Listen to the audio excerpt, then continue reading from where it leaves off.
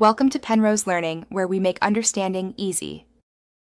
You start by confirming Chrome is up to date and that you have permission to change settings. Once done, decide whether you want system-level dark mode or only Chrome in dark. Open Chrome and click the three-dot menu at the top right. This gets you straight into settings. Make sure to keep this window open. Now, move to Appearance to pick a theme or use flags if you need a deeper night-friendly UI change. You go to Settings, then Appearance, and choose a dark theme from the Chrome Web Store. That immediately flips the browser frame and new tab UI.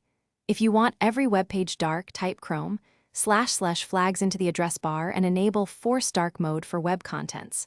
Once enabled, relaunch Chrome when prompted. Make sure to test a few websites to see the effect.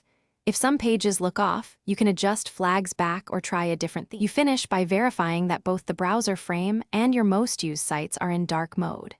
If visuals appear broken or images invert badly, clear Chrome's cache and reload pages. This often fixes rendering glitches. If a site still misbehaves, go back to Chrome / flags and disable Force Darkening or remove the theme from Appearance. One quick troubleshooting tip. Restart Chrome and